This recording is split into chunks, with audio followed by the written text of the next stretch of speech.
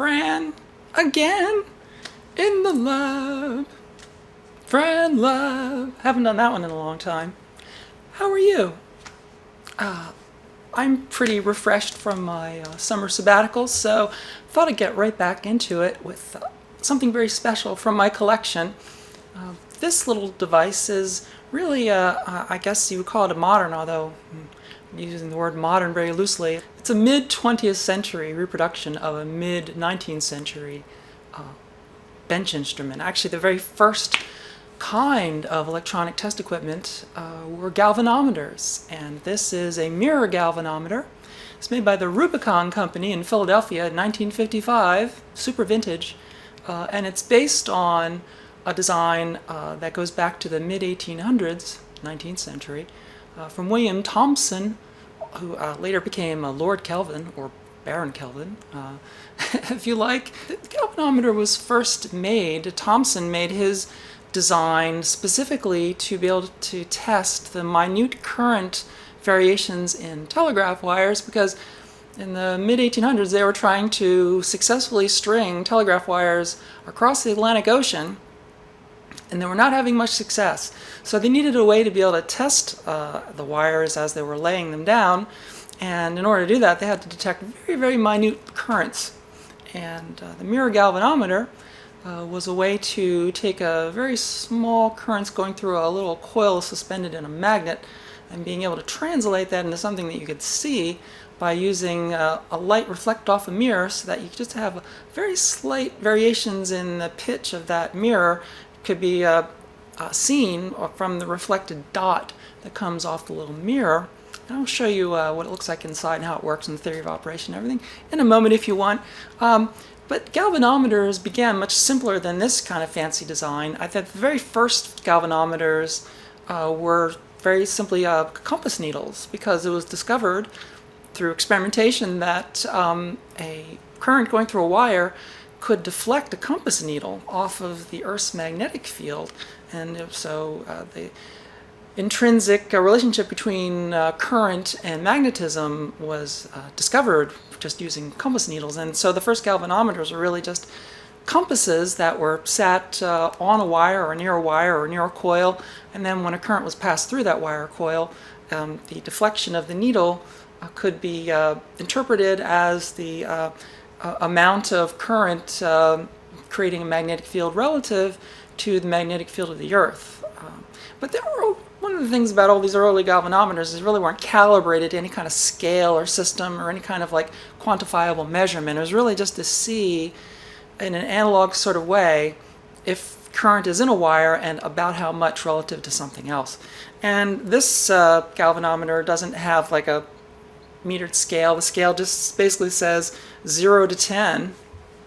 So it's not really calibrated to mean anything in particular, but I wanted to do a little setup to find out really what this range of this basically ammeter is. It's basically an ammeter, it's measuring current. And you're thinking, well, the galvanometer, that should be a voltmeter. Well, it's technically both. It just depends on how you wire it up. The little knobs here, they go right to the coil that's suspended in the permanent magnet. And so depending on how you want to wire this up in a circuit, whether you want it to be like active or passive, you could use it to be either an ammeter or a voltmeter, depending on how you wanted to use it. So this is it. This is the galvanometer, and it was manufactured by the Rubicon Company in Philadelphia, Pennsylvania. It has a tag. Okay, so it's serial number 86085. Sensitivity is 0.0005 microamps. It's not milliamps, it's microamps. Resistance 4,350 ohms. Period is 4 seconds. I guess that's the 4 seconds of arc, I guess. I'll calculate that in a moment. And manufactured September 2nd, 1955 in Philadelphia. All right. Okay, so because this is so sensitive, it's reading microamps, I don't have any like piece of test gear here that I could directly compare and measure like in that kind of range to compare this with something, or calibrate it. So I have to just do some math. Now, For a current source, I'm going to use just a regular little AAA battery, but at 1.5 volts, that's way too much. So I need to drop that voltage down, at least an order of magnitude to start. So on the side here, there's a little socket for the lamp. It takes 6 volts. It's got a little plate there. It says 6 volts, and I've just got that hooked up to my bench supply. I'm going to run it a little under voltage so that we don't stress the bulb. All right, so I'm trying to zero out the meter. There's a little adjustment lever on the top here. This goes to a block that's holding onto the wire that is suspending the mirror, and by moving this lever left and right, I can kind of rotate that block a little bit and change the zero. And then there's this fine adjustment on the right, this thumb screw, which actually moves the scale so I can get it precisely zeroed. I'm just kind of very slowly move the lever, try to get the zero up to the zero here. It's very, very touchy. Just gotta wait for that to settle in.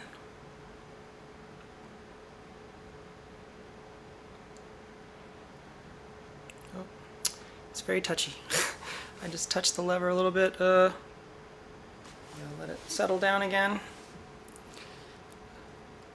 I can't imagine how a device like this could be used on a ship. I know that this was originally invented, to do telegraph wires for the transatlantic telegraph cable, but I can't imagine a device like this being centered on a listing ship. I'm going to adjust the scale, turning the screw. I'm moving the glass, this piece of glass. It's a frosted piece of glass, and it's got a little spring on this side pushing against that thumb screw. So as I turn that, it's actually pushing the scale to the left. Turn that screw a little bit. I'm actually moving the glass. It's about zero right there. And you can see the faint little line right there. Okay. I've got a 1.5 volt battery, little AAA cell, and I've got that hooked up to a voltage divider. And then I'm going to go through a series resistor on my Heathkit substitution box to get so we can read the current. I'm going to see if I can get a value on the series resistor to get somewhere near full deflection, and then we can calculate out the range just based on Ohm's law. There we go. I'm trimming the input voltage. Okay, what? Trim that down. Just trying to trim the input voltage because I've got the I've got 22K series resistor, so I'm just dropping, turning. Oh no, too much. Going the wrong way. Going the wrong way. Okay. Trying to trim the potentiometer to get the voltage divider, so that looks almost it. Okay. So that's, yeah, okay, there we go. We got full deflection. Alright. So now all I have to do is measure the specific voltage and we can calculate what the full range is. So that's just about right. Alright. So the final voltage I had when I trimmed down the pot, we had 0.12 volts approximately.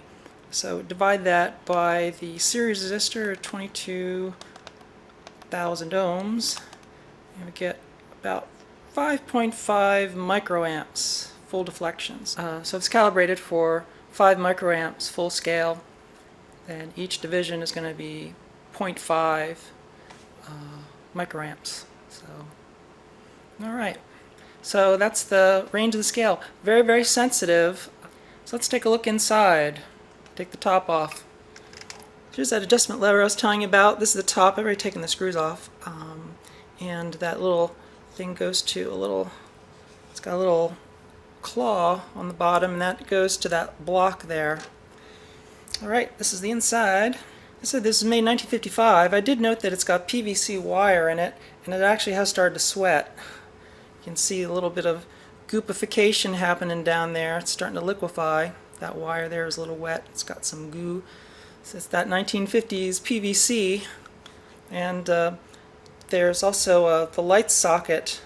There's the lamp housing down there. It's starting to bubble up and foam and fall apart, so I don't know if this really is going to work much longer. That bulb almost certainly couldn't be replaced without having the entire bulb assembly just crumble. It's the lamp housing right here, and that tube's got the lenses in it, so there's a bulb in here, and it looks like it's probably a prism because the bulb is here and the output's there, so it's probably a little prism in there. And in the back is the mirror. There's a little spacer here, this little panel here that's dividing the back chamber from the front, and there's a set of mirrors here. There's two mirrors in the back here set at different angles, and there's one in the front.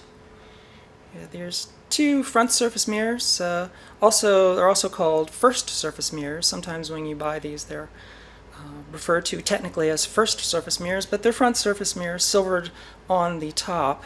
And there's one in the front here. It's below the scale. There's the mirror there, there's the scale there. And I made a drawing of the beam pathway. Its beam bounces back and forth several times. The idea being that the whole length of throw gets to be a lot further than the size of the box because the beam's bouncing back and forth off the mirrors. There's the inputs, wiring to the one wire goes to the bottom block and one goes to the top block. Alright, so there's a little block here. That little lever on the front, that's what interfaces with that piece on the top here. Interfaces with that. That slot goes and interfaces with that lever to allow you to adjust the zero. And that's a little tiny block of wood. That's actually wood. And there's a contact on the top there. You can see the very fine wire draping over that spring. That spring is keeping the wire in tension, and that wire is going down, and that's the assembly down there. There's a big stationary magnet here, this big gray thing here, that's the big stationary magnet, and then right in the center of that is the coil, and it's got this complicated little assembly with a counterweight. It's got a little counterweight on it, tiny little counterweight, and it's got a little mirror stuck on the front. And I don't know if you can see it. You can see the mirror on the front there, a little round mirror suspended there. And there's the wire. And the other side of the wire on the bottom is another spring. And that's the counterweight there, a tiny little counterweight on the end of a rod right there. Very, very delicate instrument. And it's very small. That's it, pretty much.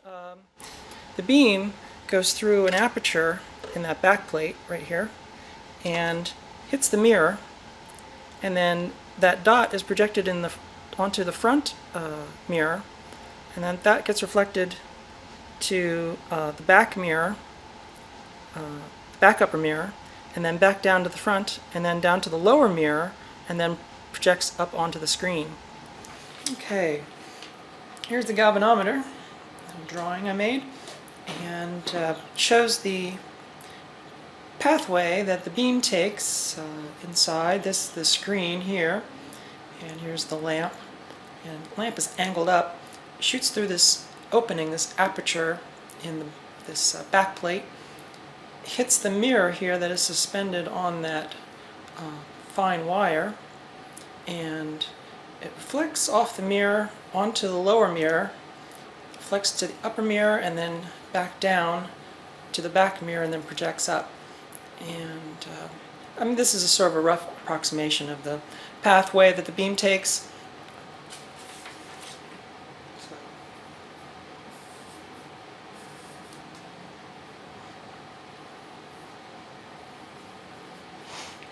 So if we say this is a scale, that's the full deflection, and that this would be the distance of the beam from the display to the mirror, and we just divide it into two right triangles, then we can calculate pretty easily the angle here for the amount of rotation for the mirror. So the pathway, I measured it to be approximately 61 centimeters, and the scale is approximately 10 centimeters. So take half of that, 5 to 61, and we'll just do some basic trig function. Let's see, tangent of theta, this being theta, would be, let's see, be A over B. So which that's be 5 divided by 61. Okay, and that's the tangent.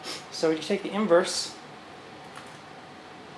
and we get 4.7 degrees. So times 2, it's approximately about 9 degrees, or about like that.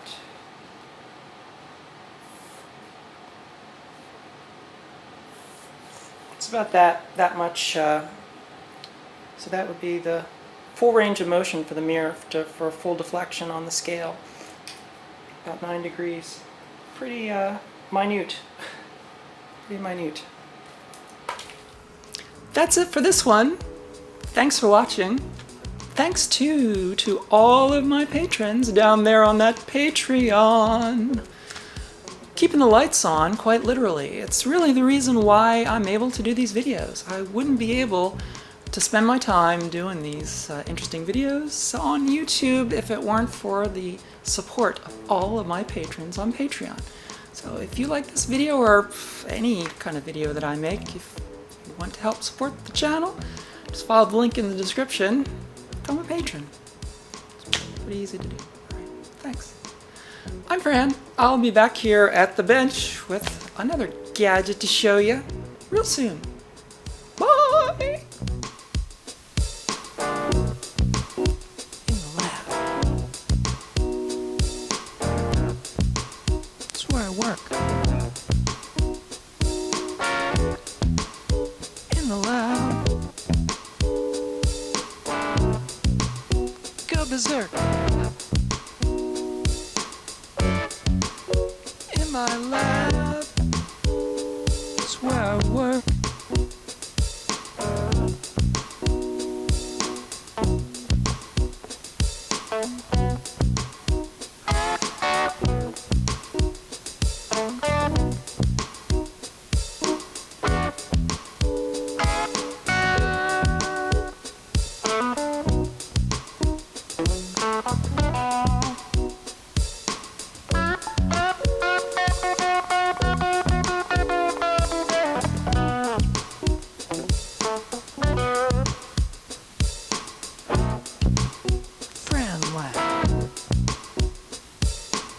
That's what you're watching. Friend love. That's what I'm doing. Working at the bench again.